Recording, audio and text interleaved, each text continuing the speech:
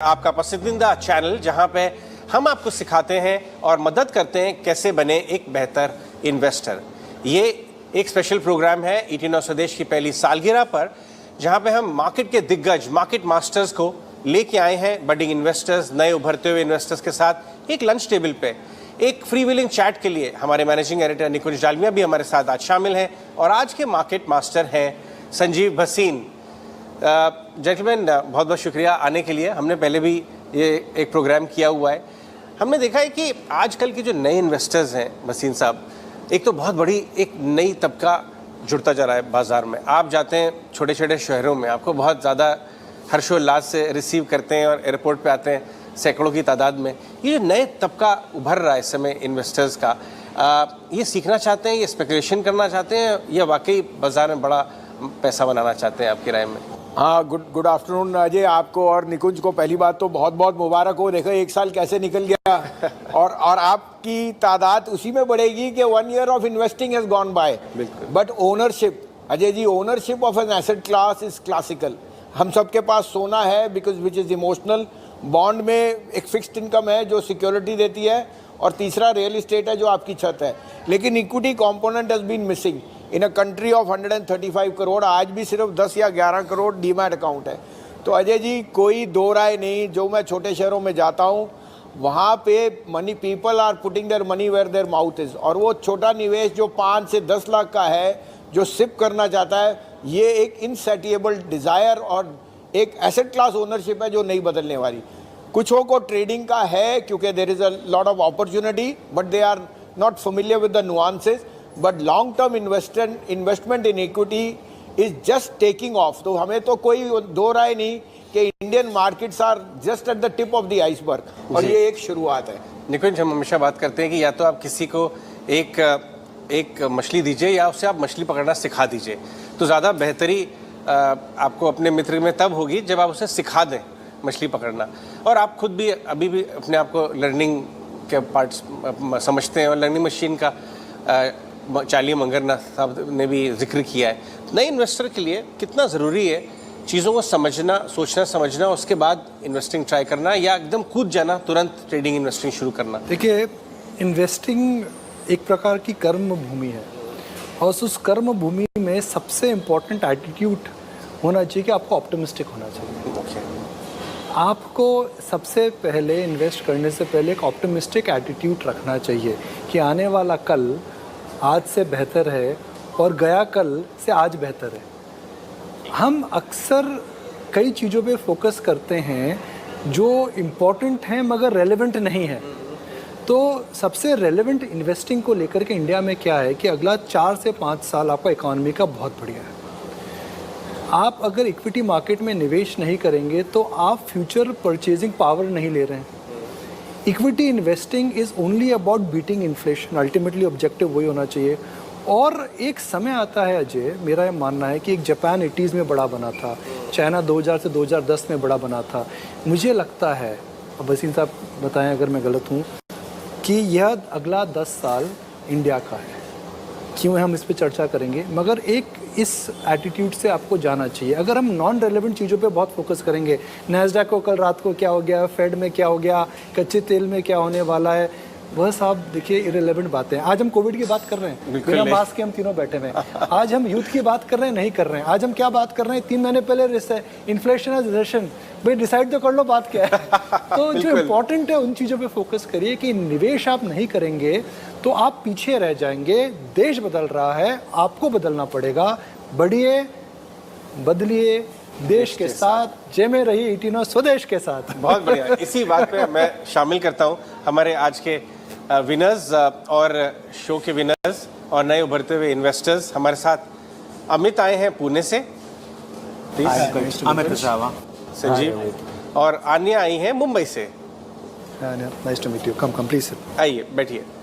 तो जैसा कि निकुंज ने अभी कहा कि रेलेवेंट चीज़ों पे फोकस करना है बाज़ार में, और कैसे उसका इस्तेमाल करना है इन्फॉर्मेशन की, उस पर हम फोकस करेंगे। आप मार्केट मास्टर्स और निकुंज आपकी मदद करेंगे एक बेहतर इन्वेस्टर बनने के लिए। बट उससे पहले कुछ अपने बारे में बताएं। आप स्वदेश को देखते हैं, आपको क्या पसंद आता है इस चैनल में, और आप कैसे इन्वेस्टिंग करते हैं? Right, so professionally I am into product management. मैं प्रोडक्ट मैनेजमेंट में हूँ, पिटनी बोस में काम करता हूँ। Okay. But to fulfil my aspirations and better lifestyle, I invest very regularly in equities. तो मैं इक्विटी में बहुत इन्वेस्ट करता हूँ। एंड ऑब्वियसली निकुंज जी को, संजीव जी को बहुत फॉलो करता हूँ। अजय जी को भी देखते हो ना? और अजय जी को तो obviously, but in terms of calls and conviction and energy, I definitely follow Sanjeev ji a lot. And of course your interviews आप जो करते हैं, जैसे रिसेंटली आप इंडियन होटल्स, टाटा स्टील, इन सबको देखता हूँ, सो दैट मेरे को नॉलेज आए कि कंपनी क्या कर रही है, मैनेजमेंट कितना स्ट्रांग है, नंबर्स क्या बोलते हैं। Thank you. राइट, अन्य आप भी अपने बारे में बताइए, आप कैसे इन्वेस्टर हैं, आप ईटीएन स्वदेश देखती हैं? मैं बहुत बिगनर लेवल पे इन्वेस्टर हूँ और लाइक हमारी फैमिली में it's more of traditional in way of investing. So कभी ऐसा मार्केट्स में कुछ बहुत ज़्यादा, क्योंकि risk level of investing in markets is more, so I have never been. Ladies first. Thank you. एक और आ रहा है। सो आई हैव बीन, ये अक्सर इंडियन मेन की है ना, हम कहते हैं कि शिवलरी इज मिसिंग। ऐसा नहीं है जी, लेडीज वेल डन निकुंज, कांग्रेचुलेशन।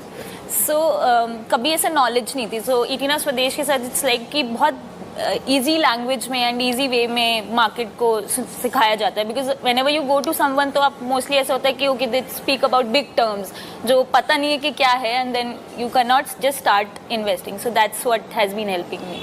ओके, चलिए हम चर्चा को आगे बढ़ाते हैं। क्यों ना आप इनसे कुछ अपने सवाल बातचीत करना शुरू करें, निकुंज के साथ और संजीव जी के साथ। तो मेरा एक क्वेश्चन होगा संजीव जी के लिए कि जो कन्विक्शन और एनर्जी है, उसके पीछे राज क्या है? मतलब एक तरीके से एक तरफ हम देखते हैं ग्लोबल मार्केट्स और एक तरफ से हम देखते हैं इंडियन मार्केट। मैंने शायद अपने 10-15 साल में इतना डिसकनेक्शन नहीं देखा था। आई अंडरस्टैंड कि कंजम्पशन स्टोरी और एवरीथिंग, लेकिन आप थोड़ा सा और गहराई में बताएं कि एग्जैक्टली क्या हो रहा है। ये तो आसान सवाल है। Boost is the secret of my energy. नहीं, that's a very good point. So देखिए, the first thing which he told you is you have to be positive on your view. See, I by nature I am a positive person. Okay, I believes in the next day being a better day than the first. और इस कारण से जो हम आपको ये धैर्य देते हैं कि बने रहिए।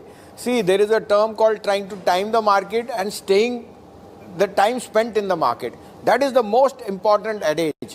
कि how much time do I have to spend which I can stay invested.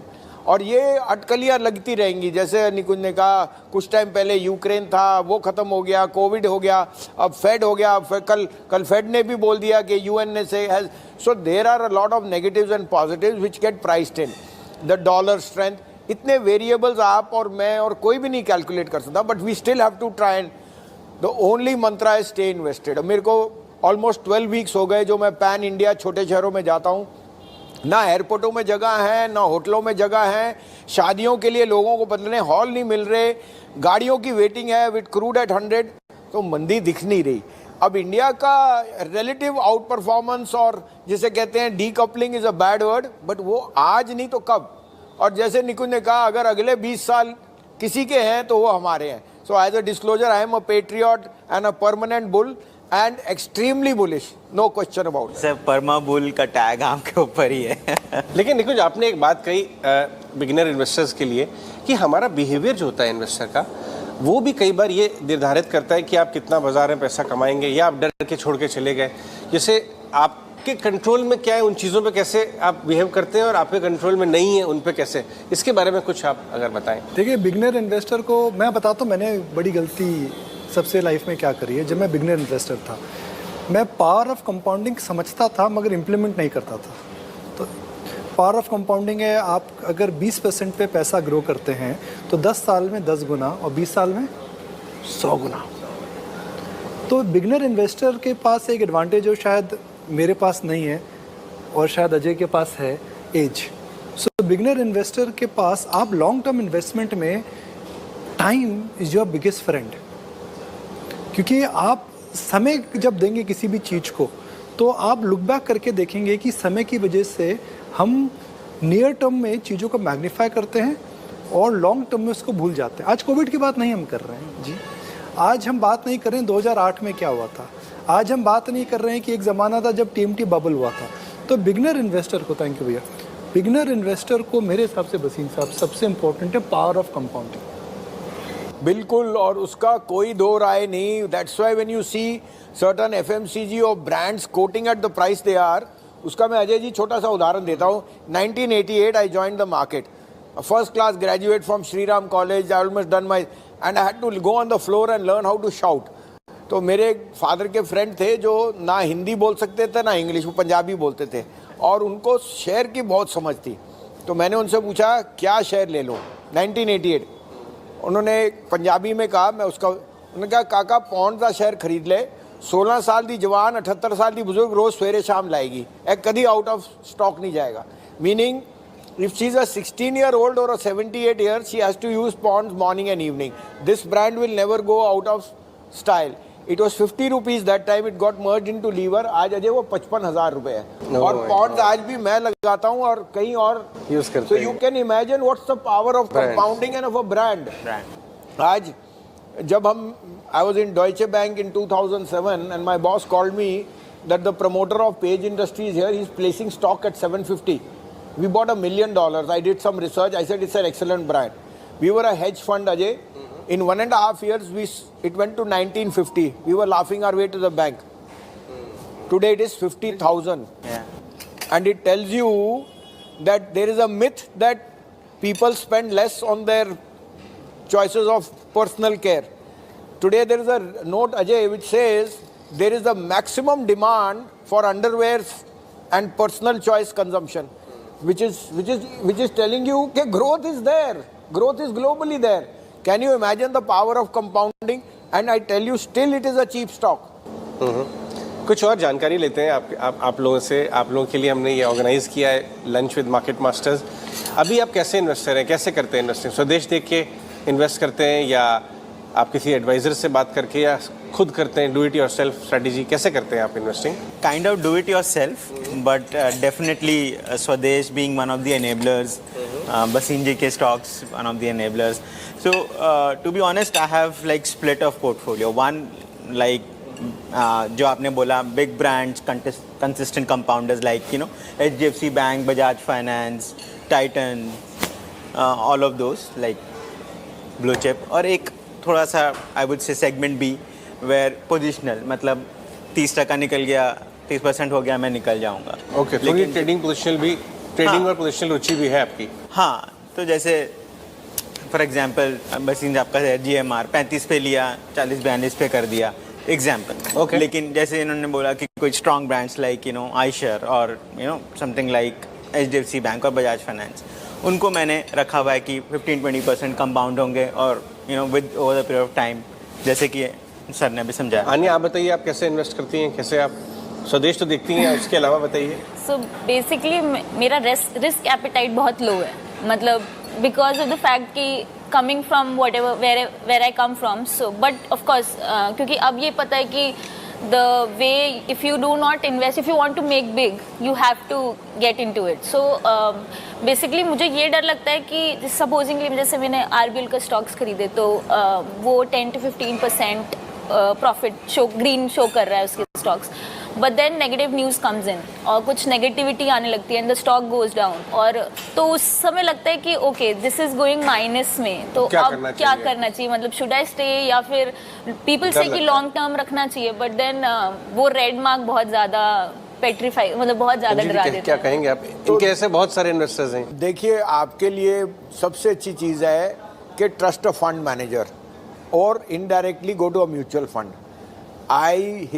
We all do it as a profession. I cover stocks, but the fund manager is doing this 365 days, 24/7. What happens is, the biggest problem is sometimes due to an industrial or something, some industry underperform. The fund manager is unemotional. वो बेच सकता है और banks में चले जाएगा IT को बेच के, आपसे बिकता नहीं है क्योंकि आप बोलते हो नहीं मैंने इन्फोसिस लिया है. He realizes it's your money at stake. He has to be more, his caveat is to make money. So he's unemotional, and that is the biggest key. So that's why mutual funds in the short run may be just market oriented, but they have a much more long-term view because the fund manager is doing this as a professional and he's managing your money. So it is good to be unemotional because you are not able to book losses sometime, whereas he can rotate those sectors. So I think mutual fund industry or the SIP is the most unique instrument जो हमने कभी नहीं सोचा था can gather momentum. और ये जो 10-12 हज़ार का SIP है निकुंज जी, ये 4 साल में 25,000 करोड़ होएगा. फिर हम you will be again buying the same HDFC and the Bajaj Finance and the Eicher Motor, but the fund manager will ride you through the storms of where sectoral changes are very evident. But emotion के role में बात करें अगर हम, तो अभी हमने देखा है कि ग्रीड और फियर दो तरह के इमोशन काफ़ी आते हैं बाजार में. अभी 2 साल पहले फियर का बहुत बोलबाला था, इनफैक्ट कोविड लोज में. निकुंज, हमने ET Now ने एज अ स्टैंड एक स्टैंड लिया था ET Now ने उस समय. हालांकि दुनिया भर में एग्जिस्टेंशियल क्राइसिस आ चुकी थी कि ह्यूमैनिटी ख़त्म नहीं होगी कोविड से, और इंडिया की बेस्ट कंपनी एकदम बीटन डाउन प्राइसेस में मिल रही हैं, और ये समय है अगर आपके पास स्कोप है लेने का तो आपको वो मिस नहीं करना चाहिए. वो हमने अपने ह्यूमन साइकोलॉजी के विरुद्ध जाके आपने स्टैंड लिया था, तो उसके बारे में कुछ बताएं आप, और कैसे हमें बाजार में कई बार अपने इमोशंस को कड़ा करके कदम उठाने पड़ेंगे. देखिए, शेयर बाज़ार शायद एक ऐसा बाज़ार है जहाँ पर जब प्राइसेस ऊपर जाते हैं डिमांड ज़्यादा आती है. बड़ी विचित्र बात है, आप अगर कुछ प्रोडक्ट खरीदना चाहते हैं तो फ्लिपकार्ट की आप सेल का वेट करते हैं, मगर शेयर मार्केट के अंदर आप सेल का वेट नहीं करते हो. आप बोलते हो यार मैं तो MRP पे भी ऊपर खरीदूंगा. As demand goes, as price goes higher, demand comes back. But investing क्या है? सोने को चांदी के प्राइस पर लेना. और सोना चांदी के प्राइस पर कब मिलेगा? जब खराब खबर आएगी. तो एक मंत्रा है सीधा जो मैं हमेशा मानता हूँ, टीवी पे भी बोलता हूँ कि good news and good prices they don't come together. मगर when prices are good, news will be bad. That is the time to act. क्योंकि आप अगर कंसेंसस में अगर आप कुछ भी करेंगे तो आपको प्राइस टू परफेक्शन मिलेगा. दूसरा एक छोटा सा उदाहरण है अजय, हम अक्सर इंडिविजुअल इन्वेस्टर्स भूल जाते हैं कि सबसे इम्पोर्टेंट वर्ड है मार्जिन ऑफ सेफ्टी. अगर आप गलत चले गए तो आपको कितना नुकसान हो सकता है. गलत जाएंगे, अच्छे निवेशक गलती करते हैं, बड़ी गलतियां करते हैं. बफेट साहब ने गलतियां करी हैं. राकेश जी जो इंडिया के सबसे बड़े सरताज इन्वेस्टर रहे हैं, उनके अगर पोर्टफोलियो में मैं निकालूं तो A to Z और इस प्रकार की कंपनियां हैं, पुंज लॉयड, जिसमें उन्होंने बड़ी गलतियां करी हैं. मगर वो मार्जिन ऑफ सेफ्टी इतना अच्छा रहता है उनका कि वो ज़्यादा गलत नहीं जाते. तो मेरे हिसाब से ये 2 बातें हमेशा एक यंग इन्वेस्टर को सोचना चाहिए कि good news and good price never comes together. Covid में न्यूज़ खराब थी मगर प्राइसेस अच्छे थे. ये उधर भी रख दो. ये मैं लेट समझा हूँ, मगर मैं इस प्रोग्राम और हमारे चैनल की तरफ यही ट्राई कर रहे हैं कि दूसरे जल्दी समझे. वसीम साहब, अभी बड़ा पाव है जी, ठीक है. अब दिल्ली में जब छोले भटूरे हैं, बॉम्बे में बड़ा पाव इसको बोलते हैं, पूना में तो बड़ा पाव फेमस है, तो आपको तो इंट्रोड्यूस करने की चाहिए. Poona is actually the land of vada pav and misal pav, right? Yes, vada pav, misal pav. तो बढ़िया किधर मिलता है उधर? उधर जोशी वड़ा पाव. मैं सुना उसके बारे में. एक बार पुणे का चक्कर लगाया जाए. चक्कर लगा कर आते हैं. आप कहाँ से? मुंबई. बॉम्बे का बेस्ट वड़ा पाव कहाँ पर है? अभी तक तो ऐसा यहाँ का सबसे बढ़िया है, खाकर देखिए. खाइए जी, आप उधर देखिए. Thank you so much for coming. I hope अब इस खाने के बाद बोलेंगे कि जोशी से बढ़िया वड़ा पाव है. लीजिए. तो मैंने क्या किया था कि कोविड के दौरान I just bought this at dirty prices. Covid के समय में कैसे हिम्मत करके लिया? What prompted you to buy? मतलब हम घर में बैठे हुए थे, मास्क लगा रहे थे, एग्जिस्टेंशियल क्राइसिस था, मगर आपने कोई शेयर लिया तो क्या, I mean what emotions you went through? Fundamentally जो एक्सपेंसेस थे वो 30-40% स्लैश हो चुके थे. ये कितनी बढ़िया बात है. सुनिए बसीन साहब, जो एक्सपेंसेस थे वो 30-40% स्लैश हो चुके थे. कहीं आना जाना नहीं, तो आपके फ्यूल कॉस्ट, गिफ्टिंग कॉस्ट, मिलना जुलना बिल्कुल खत्म हो. टीवी तो देख रहे थे ना? टीवी देख रहे थे. उसका चैनल का पैसा लग रहा था. यहाँ तक कि जो general lifestyle expenses like made वो भी स्लैश हो चुके थे. मतलब मैं बहुत कोर लेवल पे बात बता. हाँ जी, बहुत बढ़िया बात. तो पैसा था अकाउंट में, हिम्मत रखनी थी. वो चैनल आप लोगों ने बता दिया था. कितनी बढ़िया. मैंने like HDFC bank 1200, Bajaj finance 1800, Reliance 1000-1200 वो लेके रख दिए थे स्ट्रॉन्ग शेयर. और अभी तक मैंने उसको छेड़ा नहीं है. और मेरा है कि मैं 10-15 साल मिनिमम रखूँ. अनिया, आप क्या पूछना चाहेंगी? So, like एक जैसे होता है कि आप whatever you are saying कि जितना बिकॉज टाइम सिंस हमारे पास ज़्यादा है एंड लॉन्ग टर्म हम इन्वेस्टमेंट एंड इसके लिए सोच सकते हैं. सो द थिंग इज अभी आज के या मेरी मतलब as a beginner investor where should we put in our money? Is it in stock tip चाहिए जी. Like in what? बिकॉज नहीं मतलब क्योंकि अभी it we don't come to know कि कहाँ everything looks like a green platter to us. No, so simple thing is, see, there is a very thin line between a trader and an investor. The trader trades the price.